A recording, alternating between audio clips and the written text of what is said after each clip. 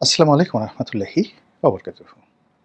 সম্মানিত দর্শক, খুব দ্রুত বাংলাদেশের স্থানীয় সরকার নির্বাচনগুলো অনুষ্ঠিত হতে যাচ্ছে।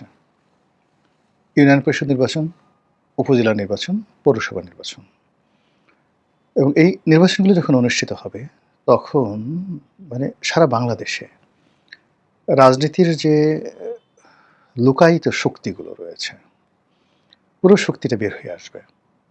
আওয়ামী লীগের নির্বাচনে অংশগ্রহণ করবে যে কোনোভাবে হোক এবং স্থানীয় সরকার নির্বাচন আওয়ামী লীগ ছাড়বে না। বিশেষ করে ইউনিয়ন নির্বাচন, এটা আওয়ামী লীগ অংশগ্রহণ করবেই। কিন্তু সেই বিষয়গুলো নিয়ে হয়তো ভিন্ন আলাপ আলোচনা করব। কিন্তু এখন যেটি নিয়ে আলোচনা করব সেটা হলো ঢাকা যে দুটো অংশ, ঢাকা উত্তর সিটি কর্পোরেশন এবং ঢাকা দক্ষিণ সিটি কর্পোরেশন। এই দুটো নির্বাচন খুব সম্ভবত দ্রুত হতে যাচ্ছে। ইতিমধ্যে জামাত দক্ষিণ সিটি কর্পোরেশনে তাদের প্রার্থী ঘোষণা করেছে, এনসিপিও তাদের প্রার্থী ঘোষণা করেছে। অন্যদিকে বিএনপি যাদেরকে প্রশাসক হিসেবে বসিয়েছে, ধরা হচ্ছে বা মনে করা হচ্ছে যে ওনারাই হবেন আগামী দিনে বিএনপির প্রার্থী। তো সেখানে দক্ষিণ সিটিতে সালাম সাহেব আছেন। কিন্তু সালাম সাহেবের এগেইনস্টে সেখানে সেই জনতার মেয়র ইশরাক তিনি প্রস্তুতি নিচ্ছেন এবং তিনি তার মন্ত্রিত্ব ছেড়ে কিংবা তার এমপিগিরি ছেড়ে তিনি মেয়র নির্বাচন করবেন, এই ব্যাপারে তিনি অনেক আগেই ঘোষণা দিয়েছেন। কিন্তু দল যদি তাকে মনোনয়ন না দেয়, এক্ষেত্রে পুরনো ঢাকা কেন্দ্রিক তার যে আত্মীয় আছে, স্বজন আছে, ভোটার আছে বা তার যে বিশাল কর্মী বাহিনী আছে, তারা এই বর্তমান যিনি আব্দুল সালাম সাহেব আছেন তার পাশে থাকবেন বলে আমার কাছে মনে হচ্ছে না। অন্যদিকে আরেকটি অংশ, অর্থাৎ ধরুন যে এখন এই যে মির্জা আব্বাস সাহেবের আত্মীয়-স্বজন। তো যেহেতু মির্জা আব্বাস একসময় ঢাকার মেয়র ছিলেন, তো এখানে একটা যৌগিক ঘটনা ঘটতে পারে। অর্থাৎ ঢাকার রাজনীতিতে মির্জা আব্বাসের পরিবার এবং সাদেক হোসেন খোকার পরিবারের মধ্যে একটা মনস্তাত্ত্বিক যুদ্ধ ছিল এবং সেটা এখনো অব্যাহত আছে। কিন্তু উপরে তাদের মধ্যে যতটাই খাতির থাকুক না কেন, এক্ষেত্রে এশরাক যদি সালাম সাহেবের বিরোধিতা করে, মির্জা আব্বাসের যারা লোকজন আছে তারা সালাম সাহেবের পক্ষে যেতে পারে।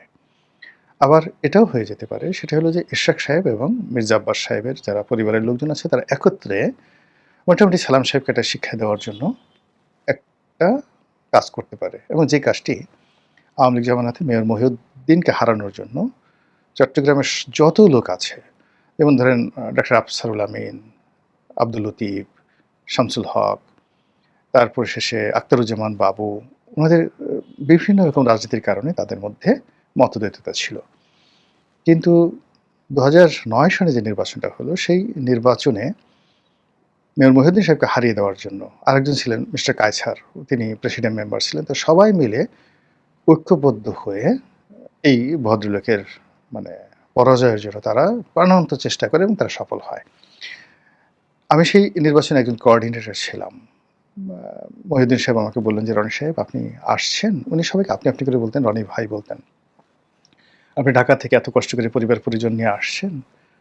তো তার পাশে একজনকে দেখাইয়ে বললেন, খুব সিনিয়র নেতা ঢাকার, মুখ কালো করে বসে আছে। তো তিনি বললেন যে, "এই সুদানির ফুত এখানে বসে, বসে আমাকে এই কাজ করতেছে।" ওই চট্টগ্রাম আঞ্চলিক ভাষায় যেভাবে বলে।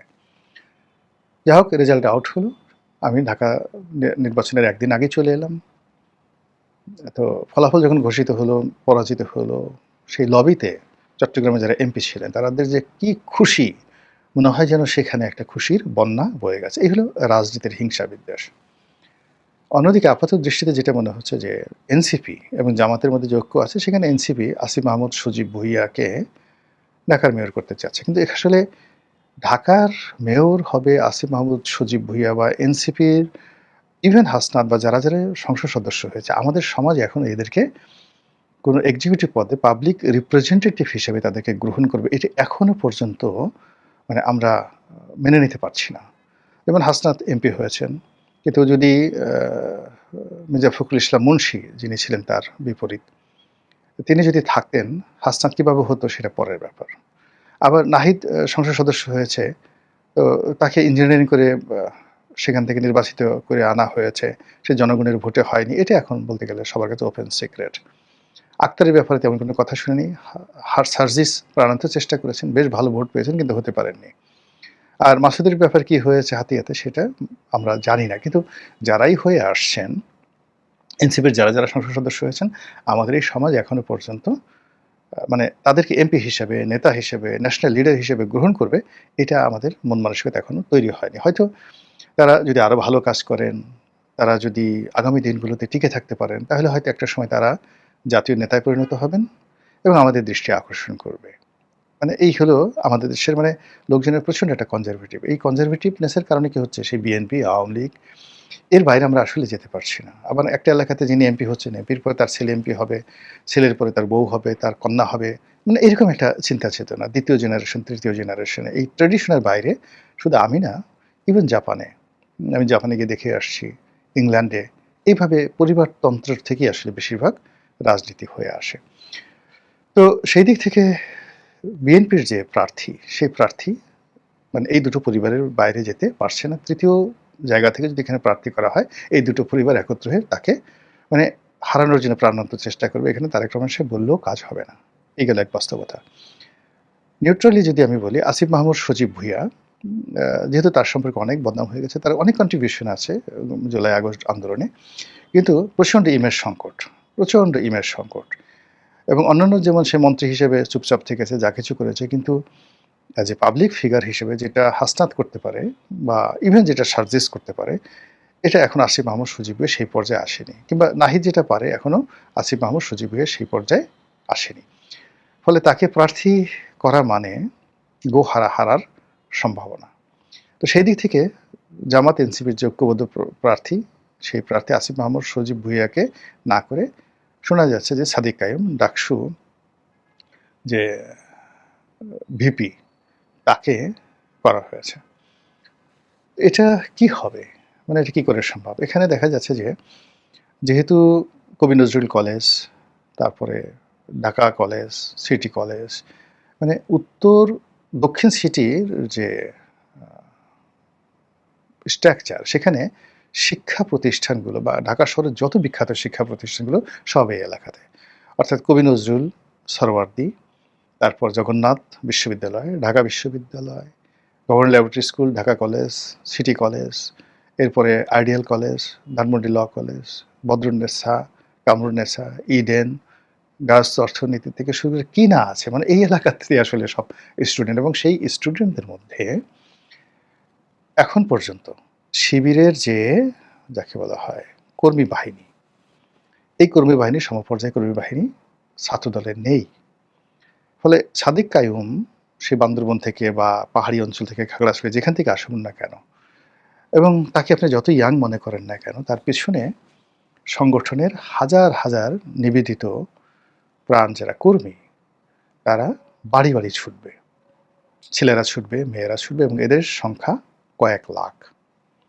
তারা অনেকে ভোটার না, কিন্তু কয়েক লাখ। আবার অন্যদিকে দেখেন যে তারেক রহমান সাহেবের বিরুদ্ধে যে একজন ভদ্রলোক দাঁড়িয়েছিলেন, তিনি কিন্তু অনেক ভোট পেয়েছেন এবং বলা হয়ে থাকে যে সত্যিকার অর্থে তারা ওখানে বিজয়ী হওয়ার জন্য কিন্তু দেশের বিভিন্ন জায়গা থেকে ভোটারদেরকে সেখানে ট্রান্সফার করেছেন। এবং তারেক রহমান সাহেব যদি সেখানে পরাজিত হতেন, এটা অস্বাভাবিক কিছু ছিল না।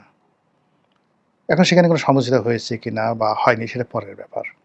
তো এই ক্ষেত্রে ঢাকা সিটি কর্পোরেশন, উত্তর সিটি এবং দক্ষিণ সিটি, এই সিটি কর্পোরেশনকে কেন্দ্র করে জামাত তাদের সর্বোচ্চ শক্তি দেখাবে, সর্বোচ্চ বিনিয়োগ করবে এবং এখানে যত রকম কৌশল আছে এই নির্বাচনে জয়লাভ করার জন্য তারা চেষ্টা করবে। সেটা এই কারণ হলো, ঢাকা শহরে দুটো মানে মেয়র যদি তাদের থাকে, তাহলে এই শহর তারা নিয়ন্ত্রণ করতে পারবে।